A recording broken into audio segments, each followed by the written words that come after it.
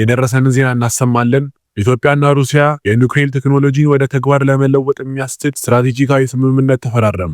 አዲስ አበባና ሞስኮ የህግ ማዕቀፎችን ለመዘርጋትና ግዙፍ የኒውክሌር መሰረተ ልማቶችን ለመገንባት በጋራ ለመስራት ወሰኑ። ዛሬ በአዲስ አበባና ሞስኮ የወደፊቱን የአፍሪካ ቀንድ የኃይል ካርታ የሚቀይር አዲስ የታሪክ ምዕራፍ ከፍተዋል። ኢትዮጵያ የኒውክሌር ቴክኖሎጂን ለሰላማዊ ዓላማ ለመጠቀም የጀመረችው ጉዞ አሁን ካለንበት የፖለቲካ ፍላጎት ወጥቶ ወደ ተጨባጭ የድርጊት መርሃ ግብር ተሸጋግሯል። ይህ ተራ ስምምነት አይደለም። ይልቁንም የኢትዮጵያ በዓለም አቀፍ የአቶሚክ መድረክ ላይ ያላትን ተሳትፎ የሚያረጋግጥ ስልታዊ የመሬት መንቀጥቀጥ ነው። ሞስኮና አዲስ አበባ ምን አይነት ስውር እቅድ ይዘዋል? ዝርዝር ትንታኔውን እንመለከታለን። ከወደ ባህር ማዶ ስንሄድ ፕሬዚዳንት ዶናልድ ትራምፕ ኢራን ደቃለች ብለው ንግግራቸውን ባጠናቀቁ በደቂቃዎች ውስጥ ቴህራን መጠነ ሰፊ የሚሳኤል ጥቃት ሰነዘረች። በዓለም ፖለቲካ መድረክ ላይ ዛሬ የታየው ክስተት እጅግ አስገራሚና ግራ አጋቢ ነው። በአንድ በኩል የአሜሪካው ፕሬዚዳንት ዶናልድ ትራምፕ ለዓለም ሕዝብ በሰጡት መግለጫ የኢራን ወታደራዊ አቅም ሙሉ በሙሉ መደምሰሱንና ሀገሪቱ ከአሁን በኋላ ስጋት መሆን እንደማትችል በልበ ሙሉነት ተናግረው ነበር። ነገር ግን የትራምፕ ንግግር በማሚቶ ገና ሳይጠፋ የእስራኤል ሰማይ በኢራን ሚሳኤሎች ተሞልቷል።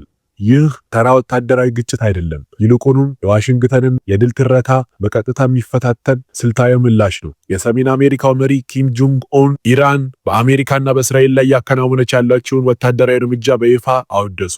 ዓለም በድላችሁ እየተደመመ ነው። ፒዮንግያንግ ቴህራን በአሁኑ ጦርነት ያሳያችው ጽናት መላው ዓለምን ያስገረመ ስኬት መሆኑን ገለጠች።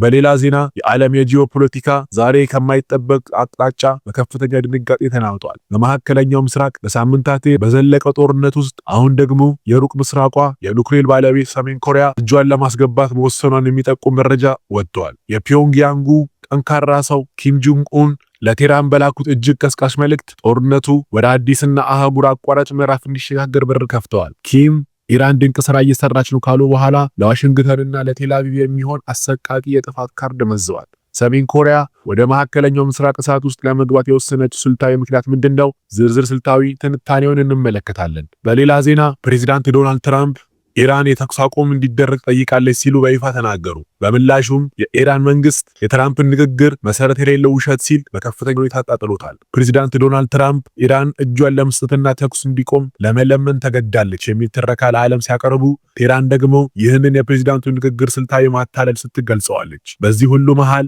የኢራኑ ፕሬዚዳንት ፔዜሽኪያን ለምዕራባውያን ህዝቦች ያስተላለፉት መልእክት ምን አይነት ስልታዊ ትርጉም አለው? ይህንን ታላቅ የዲፕሎማሲ ቼዝ ጨዋታ በጥልቅ እንመረምረዋለን።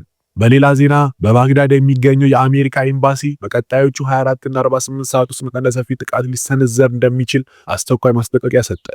እነዚህንና ሌሎች ዜናዎችን በዝርዝር እንመለከታለን። አብራችሁን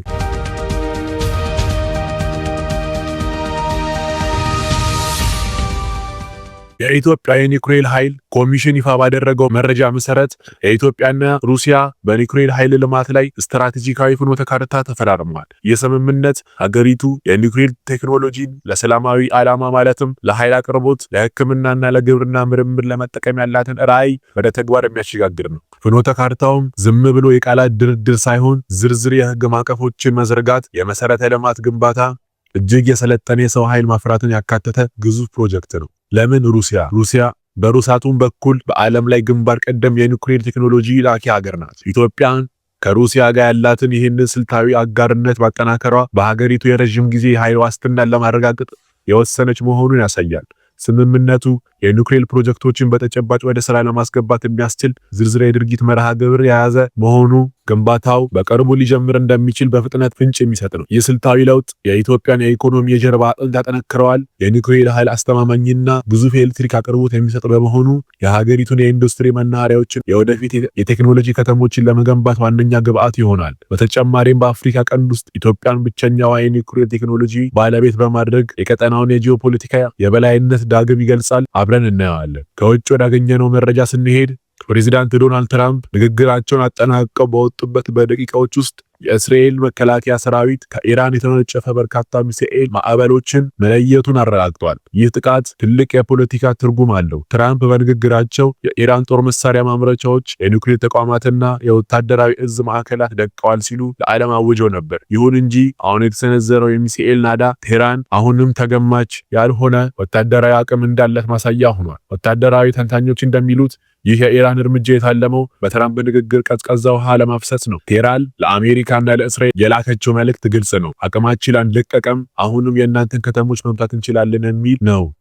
ይህ ደግሞ በዋሽንግተን የስለላ መዋቅርና በፔንታጎን ግምገማዎች ላይ ጥልቅ ጥርጣሬ እንዲፈጠር አድርጓል። ትራምፕ ስለ ድል ሲያወሩ በመሬት ላይ ያለው ሀቅ ግን ሌላ መሆኑ ጦርነቱን ወደ አዲስ ይበልጥ አደገኛ ምዕራፍ እየገፋው ይገኛል።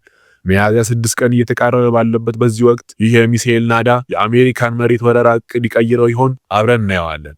በሌላ ዜና ፕሬዝዳንት ኪም ጆንግ ኡን በሰጡት እጅግ አነጋጋሪ መግለጫ ኢራን በአሜሪካና እስራኤል ጥምረት ላይ እያሳያች ያለችው ወታደራዊ የበላይነት መላው ዓለምን ያስገረመ ድል ነው ብለዋል። ኪም አክለውም ቴህራን ወታደራዊ እርምጃዋን ይበልጥ እንድታጠናክር በማበረታታት ሰሜን ኮሪያ ከጎኗ መቆሟን አረጋግጠዋል። ይበልጥ ዓለምን ያስደነገጠው ነገር ግን ኪም ጆንግ ኡን ኢራን ፍቃድ ከሰጠችን ጥቃት ለመሰንዘር ዝግጁ ነው ማለታቸው ነው። ይህ ስልታዊ ለውጥ ለምን አደገኛ ሆነ? ሰሜን ኮሪያ አሜሪካን በቀጥታ መምታት የሚችሉ አህጉር አቋራጭ ሚሳኤሎችና የኒውክሌር አቅም ያላት ሀገር ናት። ፒዮንግያንግ ወደዚሁ ጦርነት መግባቷ ማለት ቀውስ በመካከለኛው ምስራቅ ብቻ ተወስኖ አይቆምም ማለት፣ ይልቁንም ዋሽንግተን በፓሲፊክና በምስራቅ እስያ ያላትን የጦር ሰፈሮች በቀጥታ ለማጥቃት የሚያስችል ታላቅ ጦርነት መባቻ ሊሆን ይችላል። ወታደራዊ ተንታኞች እንደሚሉት የኪም ጆንግ ኡን መልእክት የመጣው አሜሪካ በኢራን ላይ የመሬት ወረራ ለማካሄድ በምትዘጋጅበት ወሳኝ ወቅት ነው። ሰሜን ኮሪያ ይህን ዛቻ የሰነዘረችው ዋሽንግተን ትኩረቷን እንድትከፋፍልና በኢራን ላይ የምታደርገውን ጫና እንድትቀንስ ለማስገደድ የታለመ ስልት ይመስላል።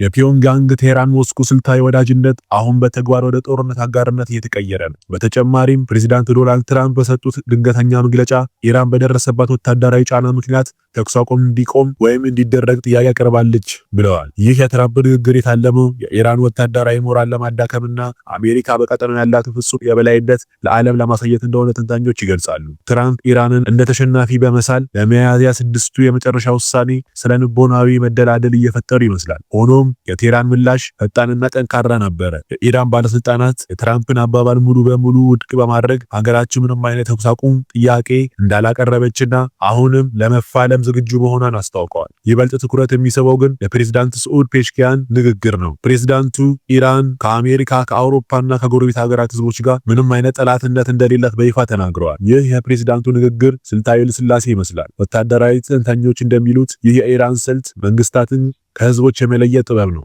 ኢራን ጦርነቱን ከመንግስታት ጋር እንጂ ከህዝቦች ጋር እንዳልሆነ በግልጽ በምዕራባውያን ሀገራት ውስጥ የሚገኙ ተቃዋሚዎቹንና የጦርነት ጥላቻ ያላቸውን ወገኖች ድጋፍ ለማግኘት የታለመ ለስላሳ ዲፕሎማሲ ነው። ቴህራን በአንድ በኩል ለትራምፕ ዛቻ በወታደራዊ ኃይል ምላሽ እየሰጠች ነው። በሌላ በኩል ደግሞ ለዓለም ህዝብ እኛ ሰላማዊ ነን የሚል መልእክት በማስተላለፍ የዋሽንግተንን ጥቃት ምክንያት ለማዳከም እየጣረች ትገኛለች። በመካከለኛው ምስራቅ ያለው ጦርነት አሁን በሁለት ግንባር እየተካሄደ ነው። መሬት ላይ ያለው የሚሳኤል ጦርነትና በአየር ላይ ያለው ተረካዎች ፍልሚያ። የአሜሪካ ኤምባሲ ባወጣው ተመሳሳይ መግለጫ በኢራን የሚደግፉ የታጠቁ ቡድኖች በባግዳድ መካከለኛ ክፍል ላይ ጥቃት ለመሰንዘር ዝግጅታቸውን ማጠናቀቃቸውን የሚጠቁሙ የስለላ መረጃዎች መገኘታቸውን አረጋግጠዋል። ጥቃቱ በቀጣዮቹ 24 ሰዓት እስከ 48 ሰዓት ውስጥ ሊከሰት እንደሚችል የተገለጸ ሲሆን ይህም በኢራን የሚገኙ የአሜሪካ ተቋማትና ዜጎች ከፍተኛ አደጋ ውስጥ ጥለዋቸዋል። የኢላማዎቹ ዝርዝር ስፋት ወታደራዊ ባለሙያዎችን አስገርሟል። ኤምባሲው እንደታሰበው ታጣቂዎቹ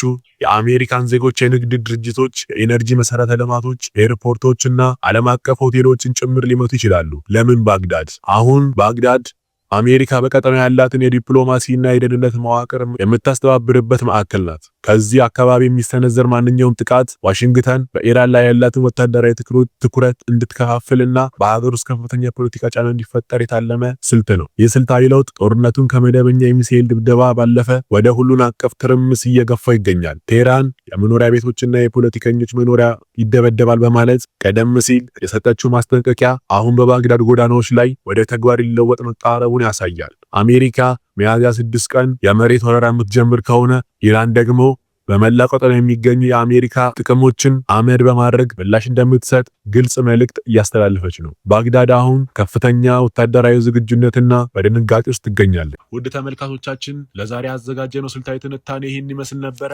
መረጃው ጠቃሚ ሆኖ ካገኛችሁት ላይክ፣ ሼር በማድረግ ድጋፎን ይግለጹ። ሰብስክራይብ በማድረግ የቤተሰባችን አባል ይሁኑ። በቀጣይ በሌላ ጥልቅ ትንታኔ እስክንገናኝ ድረስ ሰላም ለሀገራችን ይሁን።